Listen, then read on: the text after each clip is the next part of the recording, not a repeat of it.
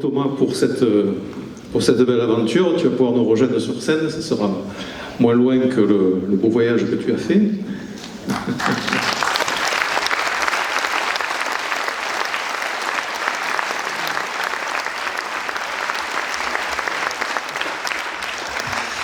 Alors, pour commencer,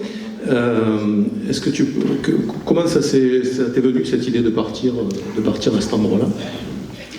Alors, en fait, moi j'ai vécu, je suis né en région parisienne, et avec mes parents on a grandi, on est parti en expatriation pendant 5 ans à Tokyo, donc de mes 11 à mes 16 ans, donc j'ai grandi dans un univers international, et quand je suis rentré en France au finir mon lycée, ça a été une période où le goût de l'international me manquait, et ça a été une période un petit peu difficile dans ma vie où j'étais très replié sur moi-même.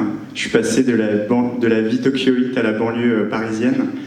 Et du coup, je me suis réfugié dans des récits d'explorateurs dans ma chambre. Et ces mots, cet appel, cette invitation au voyage m'a permis de tenir bon à cette période. Et du coup, je passais beaucoup de temps sur des cartes dans ma chambre. Et pour moi, au lycée, en première, une soirée habituelle, un samedi soir, c'était d'être sur des cartes, de par exemple avoir dans un coin le livre de Sarah Marquis, Mike Horn ou Tesson, de regarder une analyse sur le mythe de Sisyphe et de regarder une carte et de me dire un jour j'irai là.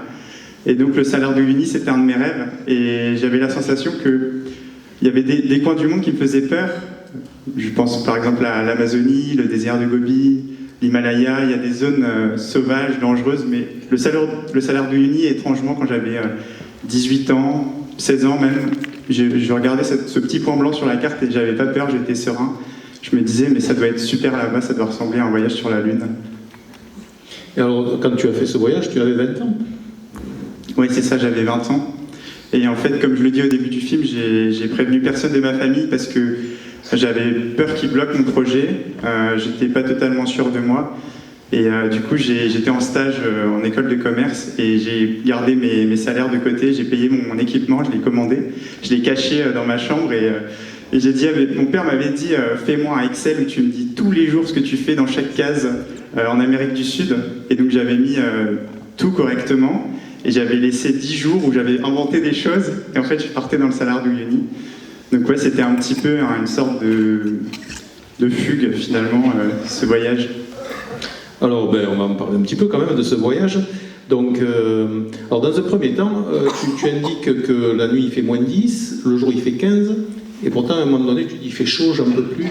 Il y avait encore des amplitudes différentes, il faisait plus de 15 degrés le jour par exemple?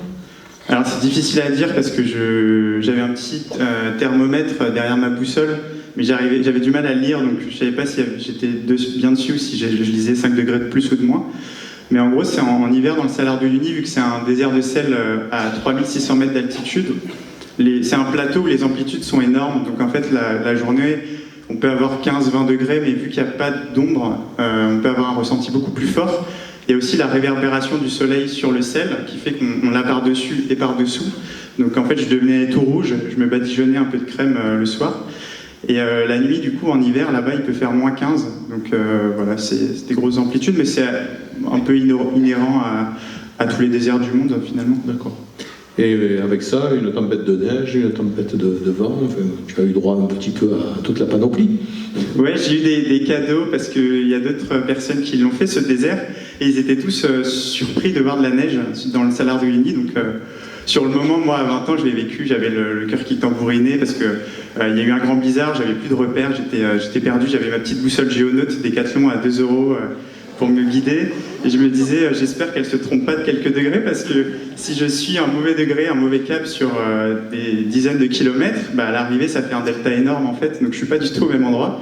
Et en Bolivie, quand on rate le village, on part très loin. Donc j'étais un peu stressé, mais en regardant ces images aujourd'hui, je me dis que c'était un moment finalement assez modeste. Hein, c'est pas une aventure sur un 8000 ou voilà, mais c'était un beau moment. Oui. Oui.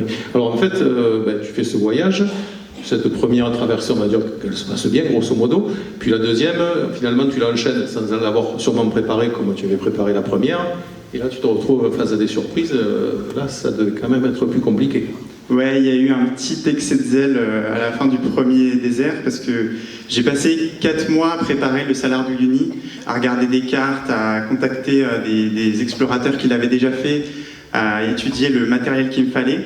Et j'étais super confiant, donc en rentrant à l'auberge après le salaire d'Uyuni, je regarde sur...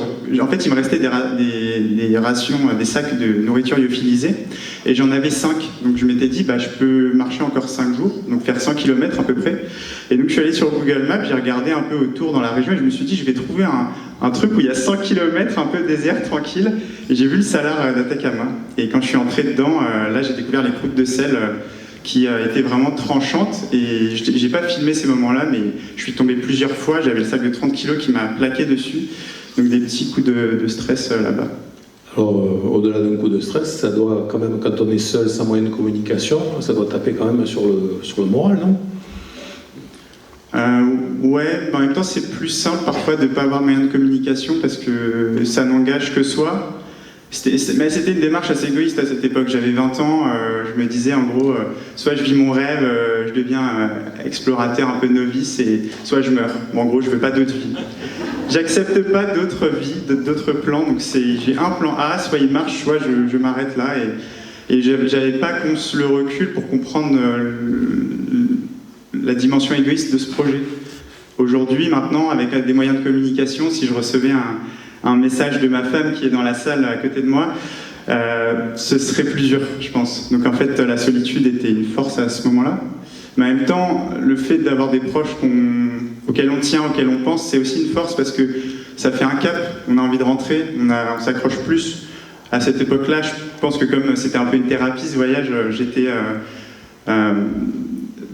seul maître du truc, et je sais pas, peut-être qu'avoir pensé un peu plus à mes proches et avoir eu des nouvelles d'eux, ça m'aurait encore plus motivé. J'aurais fait peut-être moins d'erreurs dans le deuxième désert. Oui, parce que là, si la voiture elle passe pas, on est mal. Ouais, bon, après j'aurais suivi la route, mais en fait la sensation de soif était complètement différente. Dans le salar d'Atacama, l'air est beaucoup plus sec, donc j'avais mal évalué. En fait, dans le salar d'Uyuni, je m'accordais 3 litres par jour. Donc 2 litres à boire et 1 litre pour mes plats lyophilisés. Donc ce qui n'était pas énorme. Et dans le salar d'Atacama, il y a des journées à la fin où je passais à 6-7 litres. Et en fait, l'avant-dernier jour, j'ai commencé à vider toute ma poche parce que j'en pouvais plus. C'était plus fort que moi, ça m'obsédait. Et quand je buvais, des fois, je ne contrôlais plus. Et donc le dernier jour, je me réveille et je me dis, j'ai 1 litre, il y a 20 km, donc j'y vais. Et quand j'arrive, il n'y a rien et j'ai plus d'eau. Et là, un petit coup de stress, je suis au milieu d'un désert, j'ai une boussole géonote, rien sur moi, et je me dis, ouais, ok, c'est ça l'aventure. Et là, je m'interroge un peu sur mes choix. Et bon, après, j'ai eu de la chance. Il y a eu le conducteur, on est devenus amis en plus après.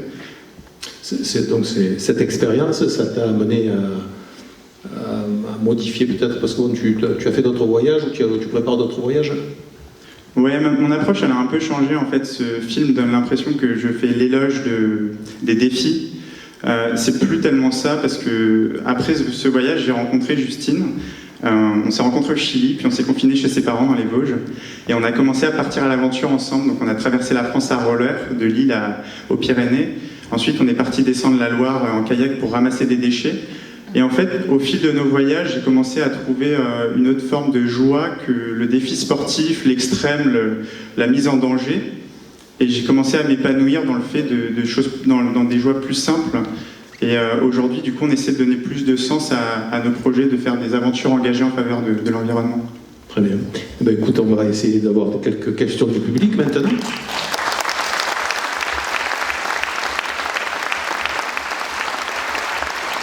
Public, c'est à vous de poser des questions.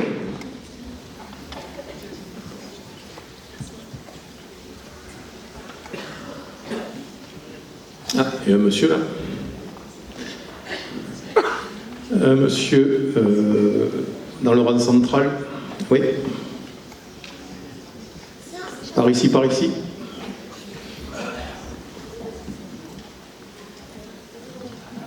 Oui.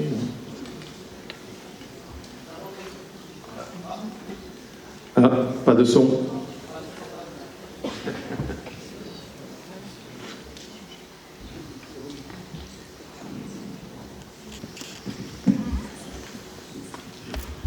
Dans votre équipement, vous étiez habillé en noir. Est-ce qu'il n'aurait pas été préférable d'être habillé en blanc, dû à la réverbération? Parce que pour moi qui ai traversé aussi le désert, le noir, Ça chauffe. Je pense qu'il faut dire ça à la marque Fort Class de Decathlon. Parce que moi, je suis allé au rayon, j'ai pris des vêtements pas chers et je les ai mis sur moi. Donc, mais c'est un très bon conseil à leur donner en tout cas. Simplement, est-ce que, en cas de problème, votre sœur, si vous n'étiez pas revenu au bout d'un certain nombre de jours, elle pouvait envoyer quelqu'un à votre secours? Alors ça aurait été compliqué, mais en fait, comme j'avais prévenu ma sœur, mais au moment où je suis parti dans le désert, je ne l'ai pas prévenu non plus, je ne lui ai pas donné de SMS pour dire ça y est, je pars. Je suis un peu parti comme ça un matin. Du coup, comme ça faisait une semaine que mes parents n'avaient plus de nouvelles, ma mère s'inquiétait. Ma sœur a révélé tout le projet à mes parents et ma mère harcelait l'ambassade de France en Bolivie pour lancer des recherches. Et donc quand j'ai rallumé mon téléphone, j'avais des dizaines de messages de plein de copains qui me disaient « T'es où Thomas? Qu'est-ce qui se passe ?» et du coup, je leur ai dit « Ça va, ça va ». Et du coup, pour des raisons de tranquillité, je ne les ai pas avertis non plus du salaire d'Atacama. Donc je me suis dit, bon, 5 jours, je leur dis que je sais pas, ils vont se dire que je suis parti faire une rando ou visiter un truc. Mais ouais, ça aurait été compliqué de lancer des recherches parce que je pense que le temps qu'ils mettent en place la logistique, qu'ils cherchent où j'étais, c'était un peu difficile. Et il y a un phénomène assez bizarre, je pense que ça fait un peu pareil, peut-être en navigation, mais quand on part dans le désert, en fait, assez rapidement, au bout de 20 km, on perd de vue les points qui sont pourtant pas très loin sur la carte, mais nous, sur le terrain, au ras du sol, on voit quasiment plus rien, l'horizon prend le dessus. Donc je sais pas trop comment ils auraient fait pour me trouver là-dedans. Et alors, en Atacama, c'est là-bas où il y a tous ces télescopes, le ciel est magnifique, il paraît. Vous avez eu le temps de l'admirer un petit peu? La nuit, les étoiles? Non? Ouais, c'est une des plus belles zones d'observation du monde pour les étoiles, donc j'ai eu des soirées magnifiques.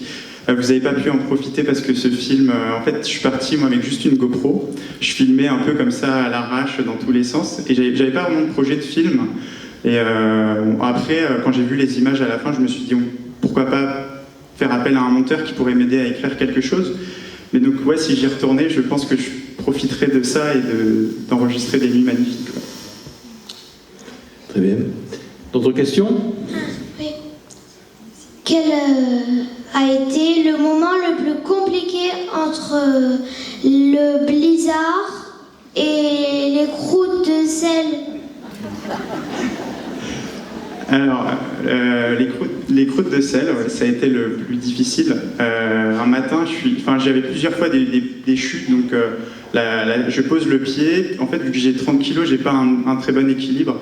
Donc sur le dos, j'ai 30 kg, donc je pose le pied, la cheville part, et puis là, je tombe en avant, et là, on sent le sac nous pousser. Et donc des fois, j'avais des chutes mineures. Je me rattrapais bien, et un matin, il y a ma main qui part vers l'avant, et en fait, quand je me redresse, j'ai l'avant-bras écorché.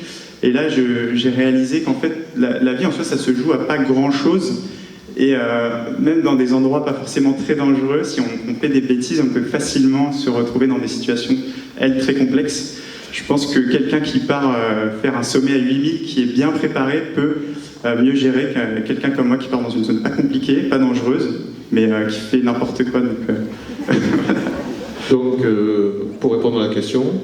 les croûtes de sel, ouais, le blizzard, c'était pas très compliqué, c'était joli et un peu excitant, mais c'était pas très compliqué.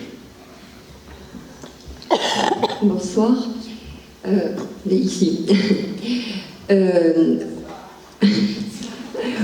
Au-delà de la performance, enfin moi ce que j'ai noté, c'est surtout le concept du voyage en solitaire. Donc j'ai bien vu que vous avez mis toutes les conditions, c'est-à-dire 1, vous partez seul évidemment, 2, c'est bien le désert, 3, pas de moyens de communication, puis vous réitérez après. Donc je me suis dit, il y a probablement en fait une volonté de non-partage, peut-être pour être davantage près de vous-même. Et est-ce que maintenant ça a changé? Est-ce que vous avez donc une conception différente du voyage? Oui, totalement. En fait, il y a un truc que j'aime pas trop en regardant ce film avec le recul, c'est que j'ai l'impression qu'il fait l'éloge de la mise en danger, ce qui n'est pas du tout ma vision de l'aventure aujourd'hui. Je pense qu'en fait, à cette période de ma vie, j'étais fasciné par les expéditions extrêmes. Et en fait, on le ressent dans le film, finalement, la nature, ça ne devient que le théâtre de mon histoire. Et donc, je me mets en scène sur ce grand théâtre. Et c'est une instrumentalisation de la nature que j'aime pas forcément. Et aujourd'hui, avec ma femme Justine, on part sur des récits, on essaie plutôt de raconter d'autres choses et de se mettre en retrait derrière d'autres sujets. Donc, par exemple, là, l'année dernière, on a fait Paris-Dakar à vélo. On est parti pour mettre en avant les initiatives environnementales du Maghreb. Et c'est 2 films de 52 minutes qu'on a fait pour Ushuaïa TV et TV5 Monde. Et dans ces films, la moitié des films est dédiée en fait à des rencontres. Et nous, notre aventure sert juste de toile de fond. Et il y a plein de choses qui se sont passées sur la route qu'on n'a pas mis dans le film parce qu'on ne voulait pas particulièrement encenser le côté danger en fait. Par exemple, on a une nuit en Algérie où il y a eu des loups qui sont venus près de la tente, on les entend hurler dans une vidéo et tout. On l'a pas mis parce que ça servait à rien en montage en fait. Entre 2 rencontres environnementales, on a préféré garder la trame. Donc nos voyages ont vraiment changé de dimension, ouais, je pense. Oui, il faut dire que le film a quand même 5 ans, donc vous avez eu le temps aussi, vous, d'avancer dans votre tête, dans la manière d'organiser vos voyages et de les penser. À un moment donné, par contre, vous dites quelque chose, vous dites « j'aimerais tant qu'ils comprennent ce que je suis venu faire ». Et je me suis demandé, en voyant le film, je me suis dit, est-ce qu'il parle de ses proches ou est-ce qu'il parle d'une façon plus générale ? Je pense que je parlais à mes proches d'une certaine manière, parce que moi, pendant longtemps, on m'a regardé comme l'enfant qui a le syndrome de Peter Pan. Je me rappelle une fois mon meilleur ami, et en fait c'est la phrase qui m'a le plus touché parce qu'elle était bienveillante, c'est ça qui m'a fait le plus mal. On était en soirée, puis une fille me dit « tu veux faire quoi plus tard ?» Donc moi je faisais des études en école de commerce parce que je ne savais pas trop quoi faire d'autre, et c'était le cursus qui me permettait le plus de goûter à l'étranger et d'être un peu passe-partout. Mais elle me dit « tu veux faire quoi plus tard ?» Et je lui dis « moi j'aimerais être aventurier professionnel, donc vivre de mes voyages ». Et là, mon meilleur ami à côté de moi me regarde et me dit, avec la main sur l'épaule, « Et Thomas, tu sais que c'est impossible ?» Et ça m'a brisé le cœur. Et en fait, je pense que c'était une manière d'adresser un message à mes proches, de leur dire, voilà, j'ai pris le temps de faire un film pour vous montrer ce que moi j'ai ressenti là-bas. Et c'était un peu un message aussi au reste du monde, parce que le monde entier autour de moi, des fois je me sentais un peu coupé, un peu isolé. En fait, j'ai eu écho dans le film qu'on a vu juste avant. Moi, la route, finalement, c'est un peu ma slackline, ma highline. Et moi, dans la vie de tous les jours, je suis un peu timide, réservé, j'ai peur de la foule, je ne sais pas trop comment parler de mes projets. Et sur la route, il se passe quelque chose, je me sens plus à l'aise, mieux, j'ose parler à la caméra, j'ose me dépasser. Donc voilà, c'était ce message-là, en fait, quand je disais j'espère qu'ils comprendront ce que je suis venu faire. Merci. Eh bien, on remercie Thomas. Il y a un petit côté le public, Thomas.